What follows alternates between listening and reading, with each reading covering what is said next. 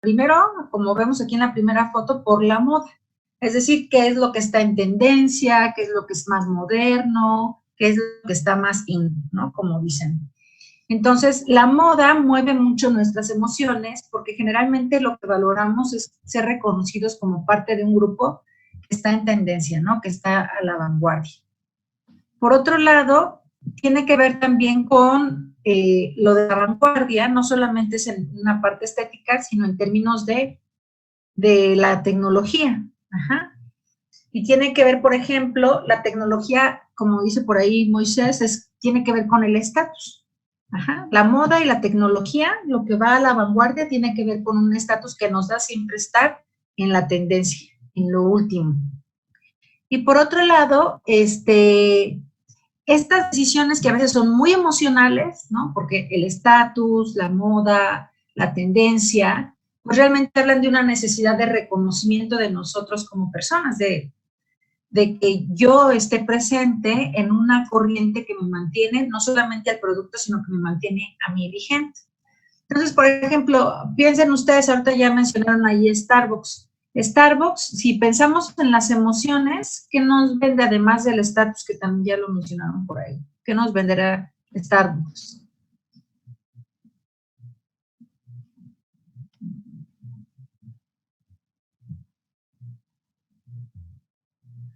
Dice aquí, bueno, café, obvio, vende café, pero no solo café, porque café venden en las cafeterías, muchas cafeterías. Estatus social, nos vende la marca, esa que fuera el logo de Italiano, ¿no? Pero sí hay una distinción de la marca. ¿Qué más? ¿Qué más nos vende Starbucks?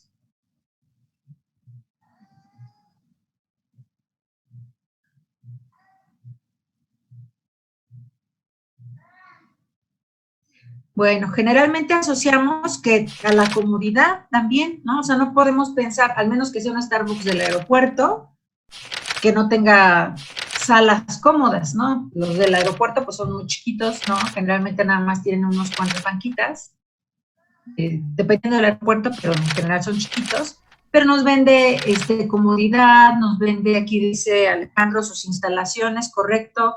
¿Qué más nos vende? Acceso al Wi-Fi, ¿no? Eso también son aspectos que nos vende. Bueno, ahora piensen ustedes, por ejemplo, en una marca de autos, en la que más les gusta. ¿Qué marca les gusta más y por qué?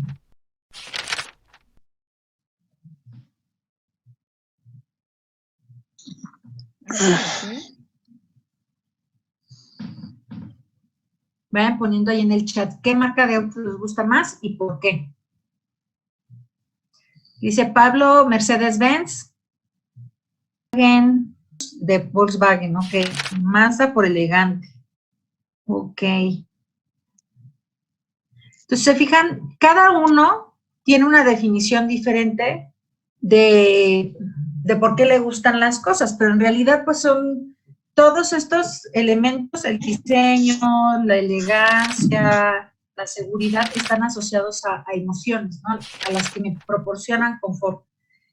Entonces, tomando en cuenta esto, que muchas de las decisiones están movidas por emociones de cualquier tipo, que nos dan reconocimiento o que nos dan seguridad o que nos dan tranquilidad de alguna forma, lo que nos habla es que eso no necesariamente puede ir de la mano con decisiones de un consumo responsable. ¿Y de qué hablamos cuando hablamos de consumo responsable? Vamos a darle aquí. Ay, perdón. Cuando hablamos de consumo responsable, hablamos de tomar en cuenta 5 áreas que son vitales para el desarrollo sostenible. Y ahí nos vamos a vincular con los ODS. Ajá. Que son 5 básicamente. 1, primero cuestionarnos si el producto de lo que estamos comprando tiene que ver con el respeto a las personas. Alguien diría, bueno, pues es que este auto que es seguro, pues sí tiene que ver con respeto a las personas, porque va a garantizar que si me estrello no me muera porque está muy débil la carrocería o lo que fuera, ¿no? Otra, por ejemplo, alguien puede decir, no, pues en realidad Starbucks sí respeta a las personas porque además nos pone un área cómoda, le pone el nombre a nuestro vaso, etcétera. Sin embargo, cuando hablamos de respeto a las personas, el asunto, cuando compramos un producto, es cuestionarnos si la forma en cómo fue elaborado ese producto respeta a todas las personas que intervinieron en el proceso. Por ejemplo, en el Starbucks, desde el productor de café, si tuvo condiciones dignas de trabajo, si no fue expuesto a agroquímicos que causan enfermedades, si le pagan lo suficiente, si está libre de mano de obra infantil, si a la hora de comprarlo para empaquetarlo y comercializarlo, no hay un abuso por parte de quien comercializa, y si a la hora de llegar a la tienda, pues el precio no es, digamos que es accesible, no es una cosa onerosamente escandalosa para que la gente pueda comprarlo, o qué pasa, ¿no? Entonces, pensar en cómo un producto respeta a las personas es un área vital del desarrollo sostenible. La segunda área vital es ver si respeta el planeta. Vamos a volver con este ejemplo del Starbucks, ¿no? En el ejemplo del Starbucks, por ejemplo, ¿cómo veríamos que respeta el planeta? Pues si en lugar de usar agroquímicos, utiliza, por ejemplo, pesticidas orgánicos para el tratamiento de plagas, por ejemplo, la roya de café, que es una plaga muy común en los campos de café, para poder eliminarla. Ajá. Otra forma es, por ejemplo, cómo se utilizan las tierras. Ajá. Si hay depredación, por ejemplo, de zonas boscosas para cultivos de café y con eso ya se hace infértil la tierra, o si va descansando ciertos campos para que la producción no deje de que la tierra genere los suficientes nutrientes para que puedan seguir sembrando. Otra es, por ejemplo, el tipo de agua que se usa para los riegos, etcétera. Y una manera más, como más al frente de vitrina, cómo puede ser Starbucks amigable con el planeta, es, por ejemplo, que sus envases pues no sean de plástico que no se puede reciclar, y todos los empaques que usa que sean amigables con el medio ambiente. ¿Cómo se llama la 3? La 3 se llama prosperidad, ¿no? El área 3 tiene que ver con la prosperidad. Y creo que ahí se los tapa el letrerito del Zoom. Y bueno, ahí la prosperidad, ¿de qué se trata? Pues de garantizar que este producto o un servicio o una tecnología pueda asegurar que pues las personas que estuvieron dentro del proceso de elaboración, comercialización, distribución, hasta que llega al consumidor final, obtengan los recursos justos de su trabajo, ¿no? Y que, por ejemplo, pues una empresa de economía social que da un servicio, pues sí obtenga ganancias para satisfacer las necesidades de sus socios. De eso se trata la prosperidad. Fíjense, hoy en día estamos en una época donde tener un trabajo remunerado con prestaciones sociales, no garantiza por sí mismo que eso te libre de la pobreza. Porque lamentablemente los trabajos están tan mal pagados aquí en lo general, a nivel mundial, que mucha gente podrá trabajar toda su vida y eso no garantiza que salga en algún momento de la pobreza. Entonces, cuando hablamos de prosperidad, hablamos de que los trabajos sean dignos, ¿no? Que sean remunerativos, que el sueldo que te paguen sí te alcance para vivir y para tener, pues no solamente para subsistir, sino para tener un nivel de vida adecuado y con otras oportunidades y que te permita un desarrollo más amplio y más sostenible. Ajá. Y bueno, en el área 4, esta área vital 4, se refiere a fomentar la paz. Y eso más que un solo producto, ¿cómo podríamos cuestionarnos de que un producto gestiona la paz? Aquí la idea es cómo a través de la economía, en términos generales, se puede generar condiciones dignas. Vamos a ponerlo en términos de un negocio que no genera la paz. Bueno, uno muy obvio pues serían las armas, o serían las drogas, o sería la trata de personas. Esos negocios no generan la paz, porque incluso la trata de personas pues está realmente violentando a las víctimas de las redes de trata de personas, que generalmente son mujeres y son niños. Pero hay otros productos que parece que pues lo que generan es desarrollo, pero que en gestión de ese negocio puede ir creando conflictos. Por ejemplo, ¿como cuáles? Como aquellos que requieren de la captación de agua, las refresqueras sobre todo, las cerveceras, etcétera, que a veces se quieren hacer de mantos acuíferos que son propiedad pública, es decir, del pueblo, para hacer sus productos. ¿Qué otros? Las minerías, por ejemplo. Muchas mineras hacen negocios que no son claros o no son respetables con el medio ambiente, con algunos gobiernos, y muchos de los territorios donde se instalan las mineras son territorios donde todavía habitan pueblos originarios o pueblos indígenas. Y esto genera grandes conflictos porque los dueños del territorio no es el gobierno. Y los pueblos originarios generalmente están protegiendo lo que ellos llaman el patrimonio natural, que es parte de su, pues del hábitat, ¿no? De su identidad. Entonces eso ha generado pues persecución de defensores del medio ambiente, defensores indígenas y riñas entre pueblos originarios y empresas mineras, ¿no? Entonces la idea aquí en el área 4, que es la paz, es fomentar sociedades, negocios y productos que no vulneren ni los derechos de las personas, ni los derechos de los pueblos, ni el patrimonio de la naturaleza, de la humanidad, ¿no? Sea patrimonio cultural o sea patrimonio natural. Patrimonio cultural habla de las identidades, ¿no? De las tradiciones, de las costumbres, de la cultura. El patrimonio natural habla del planeta, de los recursos naturales.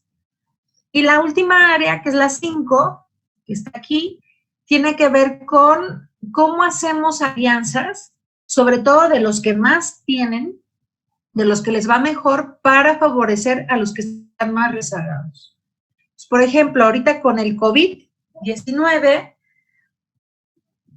pues quienes tienen más recursos para enfrentar la enfermedad, pues sí son los países europeos. Ahora, no a todos les está yendo muy bien, ya vimos España e Italia, que les está yendo por la calle de la amargura, y ahora Estados Unidos, que incluso pues ya tiene más infectados que los que tiene desde el principio China, ¿no? Son países de primer mundo que tienen los recursos y todo. Ahora, sin embargo, los demás países que de primer mundo tendrían ahorita que estar velando no solamente por sus intereses nacionales, sino, por ejemplo, de países más desprotegidos que no tienen sistemas de seguridad social y a los que apenas está entrando el coronavirus, pero de pegarles va a ser mortal, o sea, mortal no solamente porque el virus es fuerte, sino porque no tienen sistemas de salud que, con capacidad para atender esa enfermedad. Por ejemplo, los países africanos, ¿no? Entonces, en África, por ejemplo, pues el virus se había tardado en llegar porque el flujo migratorio, aéreo, etcétera, no es tan grande como en Europa o en América del Norte o de América del Norte hacia Europa, etcétera, pero ya está entrando. Entonces, al tener un sistema de salud tan precario, porque son países muy pobres, pues va a necesitar del apoyo de la ONU y de los países pues con mejor desempeño económico, ¿no? Entonces, esta área última, la 5, de lo que se trata es eso. ¿Cómo hacemos asociaciones para garantizar que los más desfavorecidos no se queden atrás? Y acuérdense, el lema de la Agenda 2030 es que nadie quede atrás. Ajá.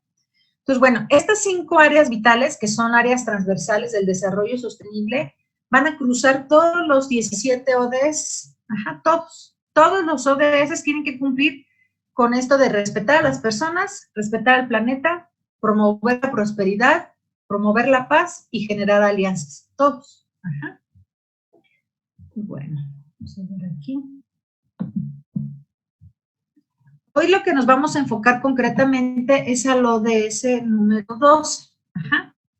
El ODS 12, para quien les tocó desarrollarlo en su infografía, pues tiene que ver con producción y consumo responsables, que en la clase pasada creo que más o menos lo explicaron, pero hoy vamos a ahondar un poquito más sobre las implicaciones, para que ustedes vayan pensando qué producto van a desarrollar, qué producto o servicio van a desarrollar que tenga justamente un proceso de elaboración responsable, pero también cómo promueve que el consumo de los clientes sea responsable, ¿no? Cumpliendo con estas 5 áreas que decíamos. Pues bueno, vamos a hacer aquí como un recuento del impacto de este ODS. Fíjense lo que dice aquí en el cuadrito rojo, Dice, cada año se desperdician 1.300 millones de toneladas de alimentos. 1.300 millones de toneladas.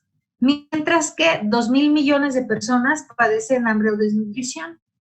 ¿Cuánta gente somos en el planeta? Somos más o menos 8.000 millones de personas. ¿Eso qué quiere decir? Que la cuarta parte de la población mundial padece hambre o desnutrición. Pero estamos tirando millones, o sea, millones de toneladas de alimentos al año. Entonces, esta teoría de ya muy vieja, malthusiana, que decía que el problema era la cantidad, que somos mucha gente, ¿no? Que había que disminuir la cantidad de población, pues en realidad el problema no está ahí, sino el problema está en la distribución de los recursos. ¿Y la distribución de los recursos cómo se mueve? Pues a través del mercado.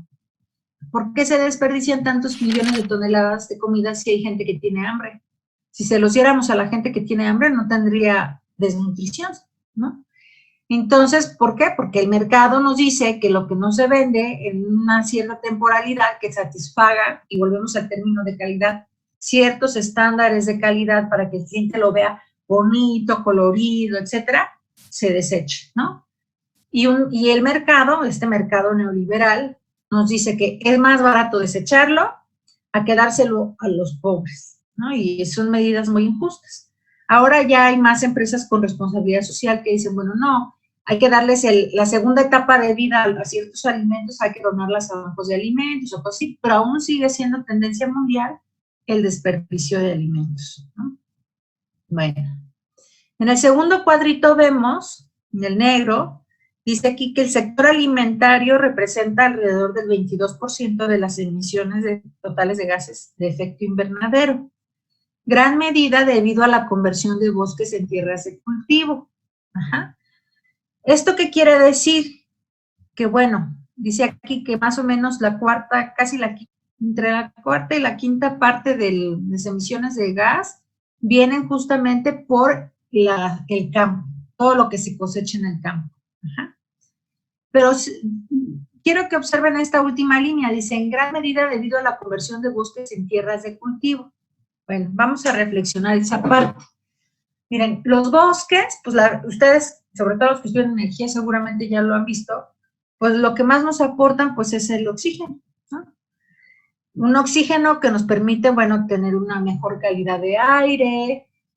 Los bosques, además, gracias a los árboles, nos permiten también que se baje el nivel de las temperaturas, pues sí, del entorno, etcétera, ¿no? Nos permite regular el clima. Y con eso, con esas dos cosas nada más, la regulación de la temperatura y generar un aire limpio a través del oxígeno, nos permite mitigar ciertos efectos del cambio climático. Bueno, cuando cierta zona de bosques se tala, no solamente se está impidiendo estas dos cosas, ¿no? Generar oxígeno y regular la temperatura, sino que además, cuando se hace el cambio de uso del suelo, es decir, que en lugar de que haya bosques, haya cultivos de maíz o de aguacate o de lo que sea, el suelo va perdiendo propiedades que potencialmente lo pueden hacer infértil. Ajá. Vamos a poner un caso muy concreto, Michoacán. Michoacán es muy preciado por sus zonas boscosas, pero tiene un grave problema porque muchas de esas zonas boscosas están siendo taladas para el cultivo del aguacate, por ejemplo. Entonces, ahora un gran exportador de aguacate es Michoacán, sí está generando dinero, pero está matando recursos naturales, ¿no? Y en el ánimo de mantenerse en el mercado, como las propiedades de la tierra no se reponen tan rápido, lo que hacen es que, como en ese mismo suelo donde hubo cosecha este año de aguacate, no necesariamente se puede dar el siguiente ciclo de aguacate, porque hay que descansar el suelo después de 3 o 4 ciclos, entonces lo que se hace es que para expandir el campo, depredan más zonas de bosque para poder seguir sembrando aguacate. Pues eso lo que va a hacer es erosionar el suelo. Ajá. Y esto genera pues más gases de efecto invernadero y que este recurso natural pues no se pueda renovar en la medida que se requiere para seguir sembrando, ¿no? Bueno, vamos al tercer cuadrito, este morado. Dice, a nivel mundial, 2.000 millones de personas tienen sobrepeso u obesidad. Ajá. Y bueno, vamos a regresar al primer cuadrito, fíjense, 2,000 millones de personas es la cuarta parte de la población mundial con sobrepeso. Pero acá nos dicen que tenemos 2,000 millones de personas con hambre o desnutrición. O sea, si ustedes se fijan, si dividimos en 4 el planeta, una cuarta parte tienen obesidad o sobrepeso y una cuarta parte tiene hambre o desnutrición. O sea, la mitad de la población mundial está en un extremo. Ajá. ¿Eso qué habla nuevamente? Pues habla de los desequilibrios de cómo accedemos a los recursos. Ajá, porque estas 2,000 millones de personas que tienen sobrepeso u obesidad no solamente tienen recursos para acceder a cierto tipo de alimentación o a los alimentos en general, sino que tienen una mala alimentación, ¿no? Por eso hay sobrepeso u obesidad, ¿no? Entonces, el mercado, de fondo lo que nos dice es que el mercado no solamente satisface necesidades, lo que necesitamos, sino crea otras necesidades. Por ejemplo, ¿qué adictivos hay hoy en día que se venden muchísimo y que son legales? La marihuana no, porque aunque es legal en Holanda, pues no tiene que ver directamente con la alimentación. Pero, por ejemplo, el azúcar. Ajá, el azúcar es un adictivo legal y que es carísimo. Los cigarros, sí. Los cigarros es... ¿Mandé? La cafeína. La cafeína, sí, pero no tiene efectos directos sobre la alimentación, concretamente. Los cigarros, sí. El alcohol, y bueno. Pero sobre todo, fíjense, estos que ustedes mencionan, cigarro, alcohol, generalmente son vistos como sustancias nocivas, pero por ejemplo, el azúcar, casi nadie la ve como sustancia nociva, a menos que vaya uno al nutriólogo, ¿no? Pero el chocolate, bueno, el chocolate más que por la cocoa que tiene es por el azúcar, porque la cocoa libre de azúcar no es dañina. El chocolate que tiene azúcar sí es dañino. Ajá. El tocino, bueno, no sabía que era adictivo, pero por la grasa, ¿no? Etcétera, ¿no? Entonces, bueno, ¿a qué voy con este tema de lo que puede ser adictivo? Pues que justamente pues hay adictivos que son comercialmente muy atractivos, que son sabrosos al gusto, por así decirlos, pero que son muy dañinos, ¿no? Entonces, en el caso del azúcar ni siquiera está en cuestionamiento su regulación, o sea, apenas hace muy pocos años se empezó a hablar de que, por ejemplo, en las escuelas se regulara la venta de refrescos y de papitas y carbohidratos de ese tipo, ¿no? Pero no había regulación, o por ejemplo del etiquetado, que fuera claro de qué cantidad de azúcar tenía algo, o de gas, o de etcétera, ¿no? De ciertos componentes. Bueno, vamos aquí al cuadrito azul, dice, solo el 3% del agua del mundo es potable, y los humanos la consumen más rápido de lo que la naturaleza demora en reponer. Fíjense, el 75% del planeta es agua, pero de toda esa agua, solamente el 3% es potable. Solamente el 3% ya está lista para el consumo humano. Entonces, es muy poquita y, sin embargo, el mayor consumo de agua, por ejemplo, a nivel mundial, está en Estados Unidos, que más o menos se consumen 3 galones por persona de manera diaria, 3 galones, si no me equivoco, mientras que a nivel mundial, en las zonas más pobres, esa misma cantidad es usada por una familia durante una semana. Ajá. Luego en el cuadrito amarillo dice, si todas las personas utilizaran bombillas de bajo consumo, o sea, focos, el mundo ahorraría alrededor de 120,000 millones de dólares anuales. Fíjense, si todos usáramos focos ahorradores. Ajá. Y bueno, esto tiene que ver con parte de una tarea que hoy les voy a dejar. Van a ver un documental que se llama Comprar, Tirar, Comprar, que habla justamente cómo cuando se crearon los focos, vieron que su durabilidad era larguísima, ¿no? Pero llega un punto en que dicen, bueno, si yo garantizo que este producto dure por siempre o dure muchísimo tiempo, va a haber un punto en que yo ya no voy a vender porque todo el mundo va a tener los focos suficientes para sobrevivir con sus focos durante muchos años. Entonces, ¿qué empezaron a hacer? Lo que hoy conocemos como los productos de baja durabilidad. ¿Qué productos tenemos de baja durabilidad? Pues los celulares, por ejemplo, que no sé si se acuerdan de los celulares que salieron los primeritos. Hay unos que todavía sirven. Yo tengo guardados de los primeritos porque era así como casi guardarlo de museo. Y todavía sirven. Si yo les cargo la pila, todavía sirve. Exacto, unas baterías, pero los nuevos ya no. O sea, se les atrofia algo y te sale más barato comprar un celular nuevo que reponerle, por ejemplo, la batería o X cosa, ¿no? ¿Por qué? Porque justamente lo que se promueve es que haya consumo, que haya producción todo el tiempo para que los ingresos de las empresas no se detengan. Y no es un asunto de sobrevivencia. O sea, la riqueza no es generar riqueza, hoy en día no solamente tiene que ver con la sobrevivencia de los negocios ni que se mantengan los empleos, sino simplemente de vender de manera desmedida. Entonces, hay quienes han planteado que éticamente, así como se habla de pobreza extrema, también se hable de riqueza extrema, como un asunto que puede ser hasta inmoral, o sea, ¿para qué querrías tanto, no? Bueno, entonces, y en el último, dice, una quinta parte del consumo global de energía en el 2013, ya tiene sus años, provino de fuentes renovables. Yo no creo que haya aumentado más del 5% del 2013 para acá, o sea, en 7 años no creo que haya aumentado. Pero ¿de qué nos da cuenta esta parte? Pues que es muy poquita la energía renovable que se usa todavía a nivel mundial. Cada vez han ido bajando los costos, la idea es que se vuelva accesible, que no sea un asunto de lujo poder usar energías que cuiden al planeta.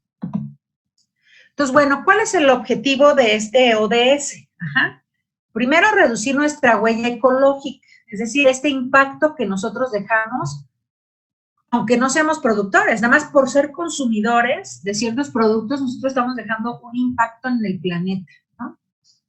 Otro es promover que tanto la industria, los negocios y los consumidores reciclen y reduzcan desechos, lo que hoy se llama también economía circular, que no sé si, por ejemplo, han visto ese término en alguna otra materia, si no, después lo vamos a ver aquí un poquito más.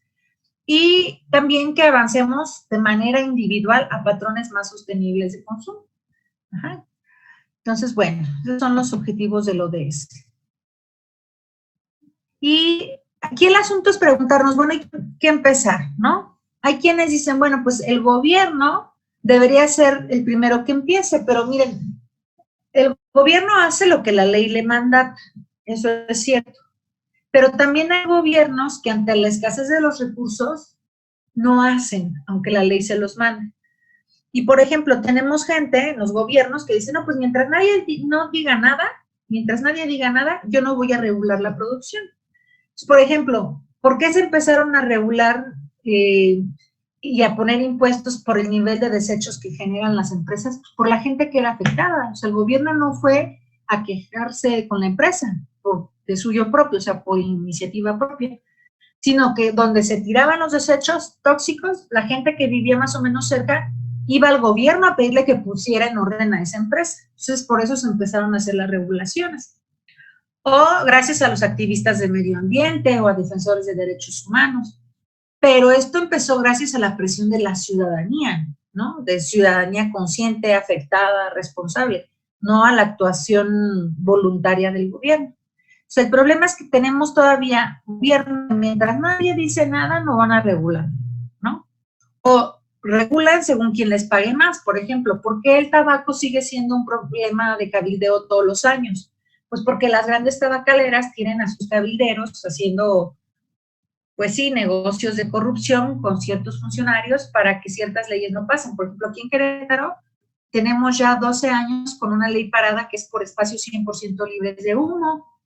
Y no solamente es porque todas las oficinas de gobierno están libres de humo, pero no aplica para los restaurantes, ¿no? Entonces, no se impide que los restaurantes vendan tabaco o tengan zonas de, ¿cómo se llama?, para fumadores, pero hoy en día en Querétaro, no todos los establecimientos de diversión, restaurantes, etcétera, están regulados para ser libres de humo. ¿no? ¿Qué otro? Por ejemplo, pues las grandes empresas que negocian el asunto de las armas, ¿no? O de otros mecanismos que pueden ser contrarios a los derechos humanos de las personas. ¿Por qué en Estados Unidos, a pesar de tantas incidentes de chavitos que entran a escuelas y terminan matando un montón? O sea, esta parte de accesibilidad de las armas ha creado tragedias colectivas. ¿Por qué se niega a Estados Unidos a regularlo? Porque es un gran negocio, ¿no? Entonces, regularlo a nivel del ciudadano les llevaría en consecuencia a una regulación más agresiva a regularlo en términos de lo que el gobierno compra para la defensa nacional. Y de ahí se valen para no regular nada, ¿no? Y eso lo hacen según en defensa de la libertad personal, ¿no?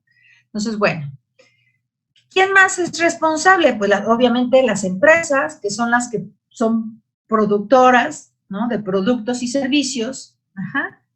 Pero también, fíjense, mucho de esto surgió, a lo mejor no con dolo, sino con una idea muy racional, ¿no? Cuando hablamos de racional no es una idea muy pensada, sino es decir, de obtener el mayor beneficio por el menor costo. Es decir, entre más venda yo y abarate mis costos, pues voy a ser más eficiente. Es un pensamiento de eficiencia, ¿no? Entonces, muchas empresas dicen, no, pues a mí mientras me sigan comprando, aunque mi producto sea desechable, no, ¿cómo se dice? No sea renovable o no sea biodegradable, etcétera, pues a mí no me importa, ¿no? Mientras la gente me lo compre, yo lo vendo. Entonces, pues así se empezaron a producir las bombillas que no son de larga duración, o los celulares que no son de larga duración, o los puntos desechables, ¿no? Con la idea de vender, vender, vender, producir, pero entonces mi pensamiento llegaba hasta la eficiencia y no al impacto del montón de basura que estoy generando con mis productos electrónicos, etcétera. Por ejemplo, ¿dónde van a parar todas las computadoras, celulares, baterías que ya no usamos? Pues algún basurero van a parar, ¿no? Hasta hace muy pocos empezaron a tener, ¿cómo se llaman? Recolectores de este tipo de aparatos, pero antes no. Y entonces, ¿a dónde van a parar? ¿Y cuánto tiempo va a tardar en deshacerse el material del que están hechos? Van a generar la exposición a otras enfermedades, etcétera. Las empresas no les importa. Entonces, ¿quién fue nuevamente quien empieza a tener una conciencia social de estos impactos? Pues la gente, ¿no? La gente que ya sea afectada o con una mirada responsable empiezan a cuestionar, oigan, esto que está produciendo las empresas está generando un tipo de basura que está depredando el medio ambiente o que está generando enfermedades, etcétera, ¿no? Y por eso, bueno, ahora se regula de manera formal y de manera informal. ¿Cuáles son las regulaciones formales? Pues las que son a través de las leyes. ¿Cuáles son las regulaciones informales? Por ejemplo, a través de los reconocimientos de empresas socialmente responsables. Es decir, vamos a ponerle estrellita al que ensucie menos o al que haga algo para mitigar los impactos negativos de su negocio. Ajá.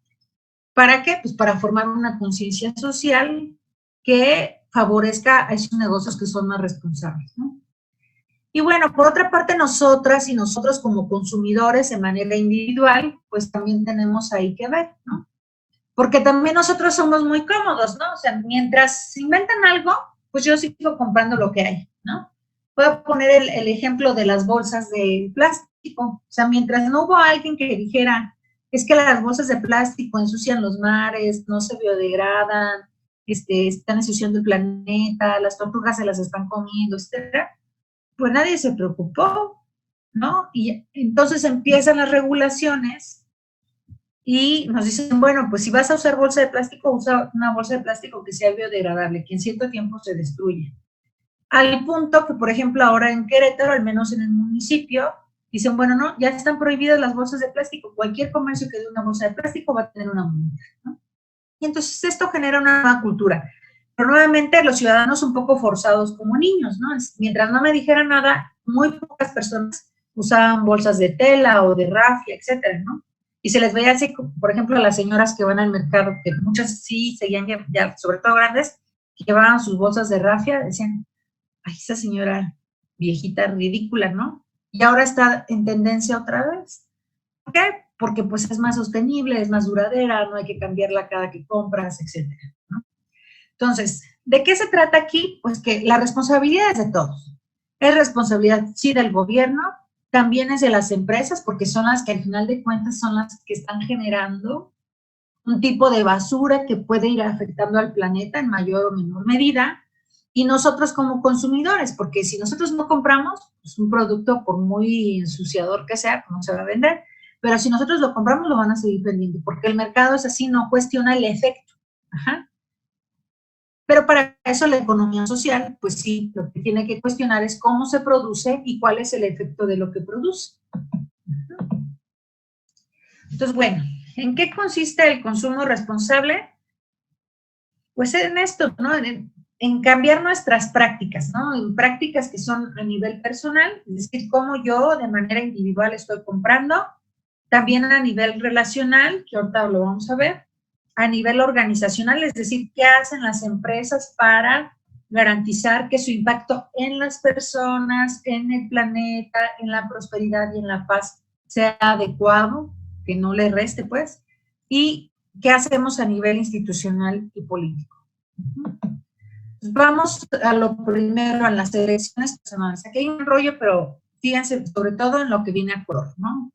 Lo primero es que a nivel personal no solamente es un cambio de una marca a otra, ¿no? Que ese puede ser un buen paso, que en lugar de, por ejemplo, de comprar maquillajes que están elaborados con testeo en animales o que implican la mano de obra infantil, pues elija marcas que me garanticen que no van a hacer este tipo de pruebas, ¿no? Perdón, voy a poner el chat. Ahorita les pongo cómo se llama el documental. Al final va el nombre del documental y el link. Ajá. Entonces, bueno, se trata en esta parte personal no solamente de cambiar las marcas, sino de que nos pongamos a cuestionar nosotras y nosotros mismos cómo yo me relaciono en todos los aspectos de la vida. Por ejemplo, con el agua. ¿Cómo uso el agua cuando me baño? Cuando me lavo los dientes, cuando me lavo las manos, si hago algún tipo de tratamiento del agua con la que se lava la ropa en la casa o nada más se desecha ya, etcétera, ¿no? Con la energía. Por ejemplo, ahora que estaban, no sé si a alguien le tocó presenciar el censo de población en su casa, que cuando fue el del INEGI a encuestar, hayan estado presentes en la encuesta. Bueno, a mí me tocó que estábamos aquí todos en la casa, en su casa, y una de las preguntas que te hacen es, ¿cuántos focos tiene en su vivienda? En mi casa tiene muchos focos chiquitos, entonces salió una cuenta tremenda de focos, con todo y que la casa no es muy grande. Y nos preguntan, la siguiente pregunta es, ¿y cuántos de esos focos son ahorradores? Y decimos, bueno, sí, todos son ahorradores. Pero como yo platicaba con mi esposo, hasta que no, este tipo de encuestas que ahora están ya mucho más completas porque te preguntaban, ¿cuántos focos tienes? ¿Cuántos focos son ahorradores? ¿Tiene algún método de energía solar en la casa? No, sí o no. ¿Tiene método de energía eólica? Sí o no. ¿Tiene no sé qué? O sea, ya te hacen una serie de preguntas para ver si el tipo de energías que se usan en las casas son amigables con el medio ambiente o no. Entonces, también la idea es preguntarnos eso en nuestras elecciones diarias, ¿no? En la alimentación, por ejemplo, ¿qué alimentos son orgánicos? Y no nada más es por un asunto de salud, ¿no? De que yo como todo libre de pesticidas, sino es, yo como cosas que en su producción no dañan al medio ambiente o no dañan a las personas que estuvieron en el proceso de producción o que tuvo un pago justo. Ajá. En términos de cultura y ocio, ¿no? ¿Qué tipo de entretenimientos estoy prefiriendo? También eso es importante. Ajá. Y, por ejemplo, y otros, ¿no? Sobre todo ustedes, en términos de transporte, en términos de tecnología, sobre todo los jóvenes, las y los jóvenes, en términos de tecnología y ropa, pues tienen muchas elecciones que hacer, que son trascendentes, ¿no? No nada más en términos de moda, de durabilidad, de que sea lo más top, sino que sea responsable, etcétera. Entonces, esto lo que supone de fondo es cuestionar nuestras rutinas de todos los días, incluso qué pasta de dientes uso, qué jabón uso. Ajá. ¿Por qué? Porque pues todo genera un desecho que puede estar afectando al planeta. Y todo genera un impacto, es decir, con mi compra de mi café de 20 pesos en una café o mi café de 70 pesos en el Starbucks, ¿qué impacto está teniendo en la vida desde el productor? Entonces, fíjense, lo que nos invita a la economía social y ahora el consumo responsable a través de los ODS es no actuar en aislado, es decir, no actuar de manera automática en lo que yo tengo posibilidades de comprar simplemente, sino reflexionar de fondo en toda la cadena que hubo atrás de que yo comprara ese producto y toda la cadena de consecuencias que va a haber a raíz de que yo compro ese producto. Ajá. Y bueno, esto implica pues sí desarrollar nuevas habilidades y nuevo conocimiento. Primero porque a lo mejor voy a tener curiosidad ahora de cómo se producen los productos que yo compro. Ajá. O qué impactos tiene. Y eso genera que yo me especialice en ciertas cosas. Por ejemplo, en mi caso muy particular, yo hasta que empecé a trabajar con productoras y productores rurales en la organización en la que colaboro, me di cuenta de cómo se movían las cosas del campo, cómo era esto del coyotaje para bajar los costos de las toneladas de maíz, etcétera, todo el impacto de los pesticidas orgánicos, de lo que antes yo ni por aquí me daba cuenta cuando consumía una tortilla o un jitomate, ¿no? Y ahora para mí se ha vuelto como un estilo de vida. Bueno, a ver, ese café, ¿dónde se produjo? ¿Quiénes fueron los productores? ¿Quién fue el que comercializó? ¿Se le dio un pago justo o no? Y a veces parece exagerado, pero es que hacer este tipo de cuestionamientos básicos, de dónde vienen las cosas y qué consecuencias tienen, pues hace que tengamos decisiones más responsables y que ayudemos a gente que realmente se lo merece, ¿no? En términos de que, pues, está haciendo bien las cosas, ¿no? Bueno, aquí hay algunos criterios, son 3, muy chiquitos, como para preguntarnos siempre cada que consumimos algo. Primero es cuál es el impacto ambiental de lo que compramos, ¿no?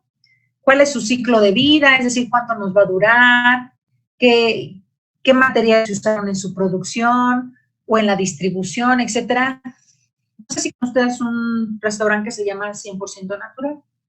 Bueno, en México, cuando empezaron, en Ciudad de México, me tocó que yo vivía allá cuando empezaron, pues de repente yo iba a comer ahí y decía, sí, 100% natural porque pues es la onda así de estar a dieta, etcétera, ¿no? Bueno, un día se me ocurrió pedirlo para llevar porque no me daba tiempo de estar toda mi hora de comida ahí. Y entonces les dije, oigan, pónganme para llevar mi comida, por favor. Sí. Y todo me lo dieron en envases de, ¿cómo se llaman? No es plástico. Blanco, el unicel, todo me lo dieron en unicel. Y entonces para mí fue así como un balde de agua fría. Les digo, oigan, la tienda se llama 100% natural. Sí. Y entonces, ¿por qué me lo dan todo en envases de unicel? Me dice, pues porque es lo que tenemos para empacar. Digo, pero pues si es 100% natural, tendría que ser otro tipo de empaques, ¿no? Entonces, no era consistente su propuesta de negocios. Y entonces ellos defendían con que, no, pero es que todo lo que hacemos, los alimentos sí son productos naturales. Digo, sí, pero si tú al final estás en un alimento que te piden para llevar, estás generando algo que daña el medio ambiente, entonces no es natural, ¿no? Entonces, la idea no solamente es ver cómo se elabora el producto en sí, en lo que se consume, sino incluso los empaques, cómo se transporta, etcétera, ¿no? ¿Qué residuos genera? Ajá. Otro también es preguntarnos, bueno, ¿qué tipo de comercio queremos favorecer? ¿No? Y a veces decimos, no, pues es que esto es lo que está más padre y ya está, ¿no? Y nos vale los impactos, porque no nos los pensamos, no es que seamos malas personas, simplemente no nos los pensamos. Entonces, la idea es pensar, bueno, ¿qué tipo de comercio queremos favorecer? ¿Uno que está depredando el planeta o uno que lo está cuidando, ¿no? Y lo último es preguntarnos sobre la calidad de lo que compramos. Y nuevamente regresamos al término calidad. ¿Qué es la calidad? ¿Qué implicaciones tiene ese concepto para mí? Ajá. Y el término calidad es tan subjetivo porque, por ejemplo, en términos de administración estratégica, esto de las certificaciones de calidad y el aseguramiento de la calidad, etcétera, inicia haciendo que la propia empresa defina qué es calidad, ¿no? Pues puede ser que calidad es entregar en tiempo y en forma, otro puede ser cumplir con las especificaciones del cliente, otro puede ser cumplir con especificaciones ambientales, otro tiene que ser con la parte estética, otro tiene que ser con la durabilidad. La idea es que en términos de consumo responsable, la calidad esté vinculada a las 5 áreas que decíamos al principio, a las personas, al planeta, a la prosperidad, a la paz y a las alianzas.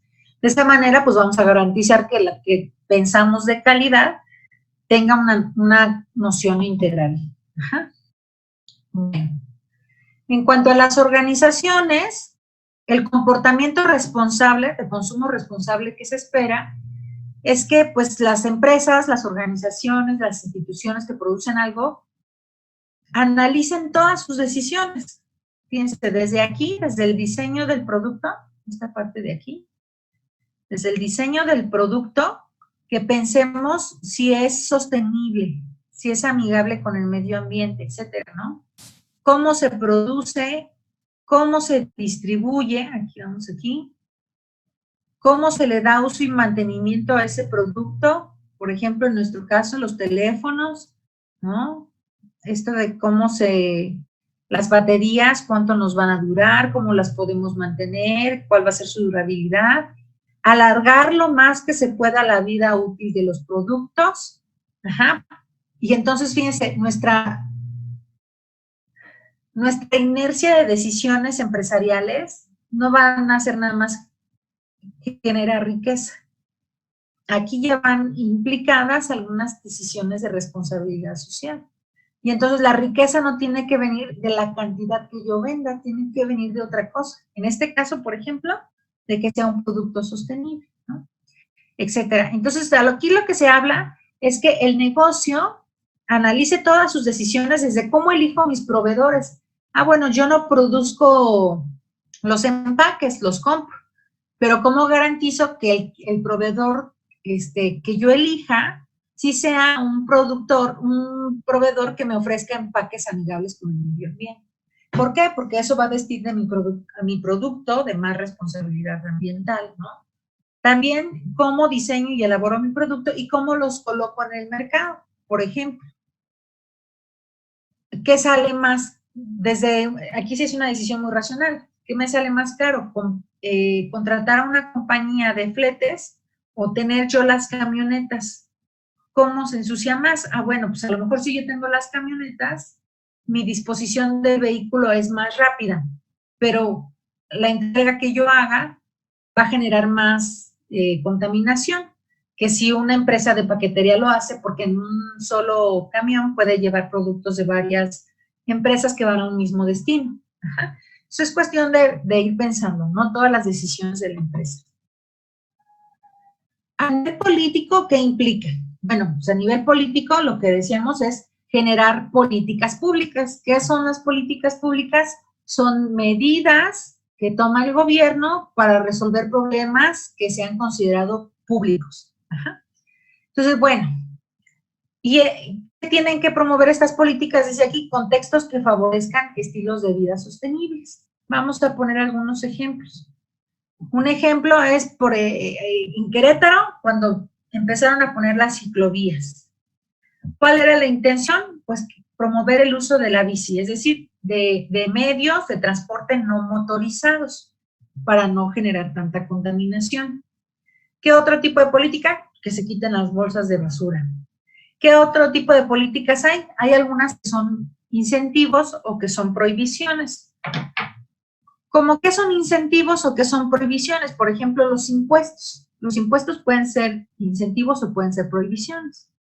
Voy a leerles algunos. ¿Ah? Algunos ejemplos de estos impuestos que se llaman impuestos verdes o impuestos medioambientales. Por ejemplo, hay impuestos que se ponen por el ruido, ajá, especialmente en aeropuertos, para el aterrizaje de los aviones. Entre menos ruido hagan los aviones, puede ser que el impuesto sea, ¿cómo se dice? Un incentivo en términos de que pagas menos impuestos, entre menos haga ruido los aviones, o pagas más y hacen más ruido, ¿no?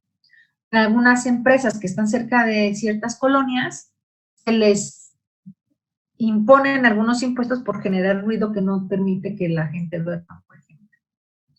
¿Qué otros impuestos hay? Impuestos que agravan las emisiones de dióxido de carbono. Hay impuestos relacionados con la minería, el uso y gozo de recursos naturales, el manejo de pesquerías, manejos de desperdicio y de bosques. Hay otros impuestos, por ejemplo, por emisiones de gases que son de otro tipo, por ejemplo, como la incineración comercial o el tratamiento de agua residual. Hay impuestos vehiculares, ¿no? Como la tenencia y la importación de autos. Esos impuestos no solamente son simples impuestos de comercio, sino ¿por qué? Porque pues al adquirir más vehículos va a generar potencialmente pues más contaminación, ¿no? Impuestos a productos petroleros como las gasolinas, el diésel, el queroseno. Impuestos que gravan, es decir, que se ponen a productos que dañan la capa de ozono. Los impuestos al transporte aéreo, y sobre todo a los vuelos comerciales, dependiendo de la distancia recorrida, impuestos al consumo de electricidad, o puede haber exención de impuestos. Por ejemplo, aquí en México, si tú tienes todos tus focos ahorradores o tú tienes tu propia planta de energía eléctrica, te bajan el costo del consumo de electricidad. Incluso te lo pueden exentar si tú mismo generas tu energía eléctrica. Ajá. Entonces, bueno, pues esos impuestos son medidas de política pública. ¿Por qué? Porque quedan en una ley hacendaria o en un reglamento y lo que pretenden es hacer una nueva cultura de consumo. No todos los impuestos van a las empresas, hay algunos, por ejemplo, como los vehiculares o los de energía eléctrica, que los pagamos directamente los consumidores, ¿no? Los ciudadanos. O los del agua, por ejemplo, aquí en mi fraccionamiento tenemos una tratadora de agua, ¿no? Etcétera. Dice, con un diablito se reduce tu pago de luz. Bueno, sí, pero los diablitos son ilegales, eso no hay que hacerlo, por favor. Todos seamos ciudadanos responsables. Ajá. Otra medida es la de los popotes, claro, el retiro de los popotes es una medida positiva. Ahora, por ejemplo, lo que se está proponiendo son campañas para que no ¿cómo se dice? Se multen a los que tiren las colillas de cigarro en la calle, porque también las colillas de cigarro se vuelven un tapón en los drenajes, etcétera. Ajá, bueno. Entonces, ahí ustedes tienen una gran oportunidad, ¿no? Sobre todo sus dos carreras, me parece que pueden hacer grandes contribuciones en este tema, en la parte de innovación. ¿Para qué? Bueno, por un lado, para que los recursos naturales renovables no se usen a una velocidad superior de lo que se pueden renovar. ¿Qué son los recursos renovables? Pues los recursos naturales, ¿no? El agua, la tierra, etcétera. Tenemos que usarlos de manera que no los depredemos o no los gastemos. Por ejemplo, esto de que se cambie el uso del suelo de los bosques a cultivos de alimentos y no dejamos descansarlos, ya nunca más se van a recuperar como bosques y se van a ser infértiles, ¿no? ¿Qué más? Dice, no renovables tienen que ser utilizados a un ritmo equivalente a la tasa de sustitución por otros recursos. ¿Cuáles son recursos naturales no renovables? Todos los minerales, ¿no? Todas las piedras, el petróleo y todos sus derivados, eso no es renovable. Los metales tampoco son renovables. Ajá. Los metales que no son aleaciones, sino que bueno, son parte de los minerales. Y lo último dice, la emisión de residuos y contaminación no puede exceder la capacidad de asimilación, y otra cosa que dice ahí que no puedo ver, de los ecosistemas. Ay. Entonces, bueno, la idea es no hacer un uso abusivo de los recursos que se pueden renovar, no hacer un uso abusivo de los recursos que no se pueden renovar y ver la manera de sustituirlos por otros renovables. Por ejemplo, en lugar de usar diésel, usar biodiesel, ¿no? Que ya puede ser generado con recursos, con desechos naturales, etcétera. O en lugar de utilizar petróleo para algunas cosas, usar otros aditivos, ¿no? Entonces, bueno, dicho todo esto, hay dos pilares de fondo de todo, del consumo responsable. El primero es sostener la vida. ¿Cuál vida? La de todos. La vida animal, la vida vegetal, la vida humana. Ajá, es un asunto de autodefensa. Ajá, cuidar el planeta es un asunto de autodefensa. Y de cuidado, ¿no? Una defensa que requiere un cuidado mutuo de las personas, con lo que consumimos, de dónde vivimos, etcétera. Y lo segundo tiene que ver con un aspecto de justicia social. Es decir, cómo a través de todo este consumo generamos equidad entre las personas, entre los pueblos, cómo democratizamos la distribución, ¿no? En lugar de tirar 1.300 millones de toneladas al año y que haya 2.000 millones de personas sin comer, ¿cómo hacemos una economía más humana que no desperdicie? Porque al final esto es un desperdicio que puede ser basura orgánica o inorgánica, pero es un desperdicio cuando aquí hay una necesidad que puede ser atendida, ¿no? O sea, el asunto de la justicia social tiene que ver con una distribución más justa, ajá, y con una producción más justa, que no sea a costa de la vida de la gente, ¿no? Maquiladoras que utilizan niños en condiciones de esclavitud, etcétera. Entonces, esto es lo que implica hacer modelos más éticos y sostenibles. Ajá. Respetar personas, el planeta, promover la prosperidad, la paz, las alianzas. Ajá. Entonces, ahora sí, van a hacer 2 tareas. Ajá. La primera tarea es una tarea individual. Van a buscar este documental en YouTube, se llama Comprar, Tirar, Comprar, y con base en el documental y con base en la clase de hoy, van a hacer su diario de aprendizaje. No lo hagan a mano, le toman una foto y me lo ponen en el correo, por favor. Ahorita, como todo va a ser virtual, lo pueden hacer en su computadora sin problema y me lo mandan por correo. Sí les voy a pedir que sean analíticos, muy analíticos en términos de su diario de aprendizaje. No es suficiente con que me pongan, ¿qué aprendí hoy? Nada, ¿no? Porque ya todo me lo sabía. ¿Qué no me quedó claro? O no todo porque ya me lo sabía. O sea, no, ya a estas alturas no se den el lujo de poner respuestas simplonas, ¿no? Sino que con base en la película y en la clase, si dicen, bueno, ¿qué aprendí hoy? O si no hubo nada para ustedes, digan, ¿por qué?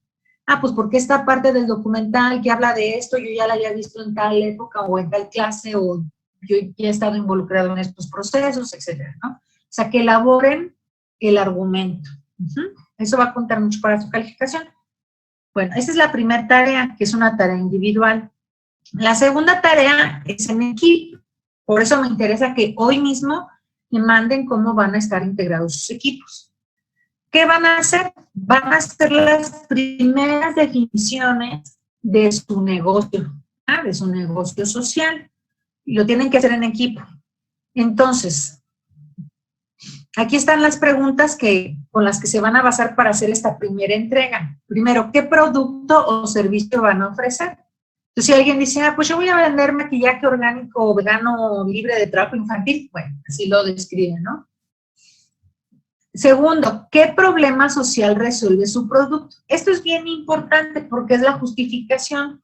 Ajá. Entonces, a lo mejor alguien dice, bueno, el problema social que vamos a resolver es que se disminuyan las enfermedades dermatológicas ocasionadas por productos testados en animales. Es un ejemplo tonto. A lo que voy es que necesito que ustedes hagan esta investigación de manera seria y que con estadísticas e información cualitativa justifiquen por qué eligieron ese producto o ese servicio que van a ofrecer. Y ahí sí tienen que referenciar en APA las fuentes de su justificación.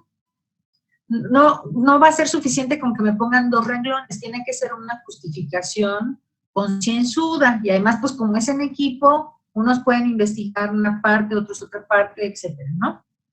3, ¿cómo garantizarán que la producción o su servicio es sostenible? Es decir, que es responsable con las personas, que la producción y la comercialización tienen una mirada social, económica, ambiental. Y 4, ¿cómo van a motivar a que sus consumidores compren sus productos? Es decir, ¿qué beneficios van a obtener ellos, no? Y entonces, esto es ya casi como un ejercicio de mercadotecnia, pero tiene que estar basado en los criterios anteriores, ¿no? Porque este maquillaje no genera efectos dermatológicos, es para todo tipo de pieles, porque está libre de mano de obra infantil, etcétera, ¿no? Lo que ustedes vayan a definir. Aquí al final vienen algunas preguntas que son principios como para que ustedes se cuestionen, ya que diseñaron todo, si sí los respetan o no. Por ejemplo, en el principio del trabajo, ¿se contribuye a generar empleos dignos? Ah, no, pues no, porque esto, o sí, por esto, ¿no? Principio de equidad, ¿se trata de una iniciativa en la que cabe todo el mundo? Ah, no, nada más especialistas en esto. Ah, no, sí, porque como va a ser cooperativa, todos pueden participar, ¿no? Sostenibilidad ambiental, ¿mejora el medio ambiente o tiene un impacto negativo? ¿No? Entonces, esta última parte va a ser como sus preguntas para testear qué tan sostenible es su proyecto, que ustedes mismos se las van a hacer antes de entregármelas, por favor, ¿no? Entonces, bueno, eso es lo que van a desarrollar en equipo. Yo les voy a mandar la presentación por correo, para que todos la tengan, no se nos pase ninguna pregunta, y eso es lo que van a entregar dentro de 8 días. Para clase ya lo debo tener en mi correo, por favor. Ajá. Entonces, no sé si hasta aquí haya dudas, preguntas, que pongan ahí en el chat. No, todo bien. ¿Todo bien?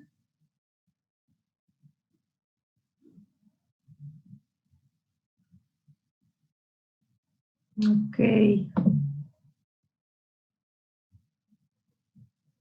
Ahí. Bueno, entonces, pues hasta ahí le vamos a dejar hoy, con la idea de que el tiempo que les queda, pues ustedes se vayan organizando lo de los equipos, ¿no? Y esa definición de quiénes van a estar en qué equipo, sí me la manden hoy por correo. Y el diario y el trabajo en equipo me lo van a mandar para la siguiente clase, antes de la clase, por favor. ¿Sale? Entonces, pues si no hay más dudas, nos vemos dentro de 8 días, a la misma hora, por el Zoom. ¿Va?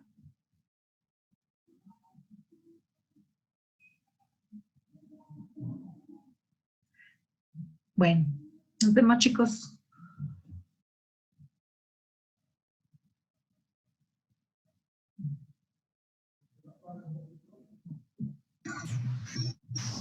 Adiós, maestra. Bye, que les vaya bien. Igual.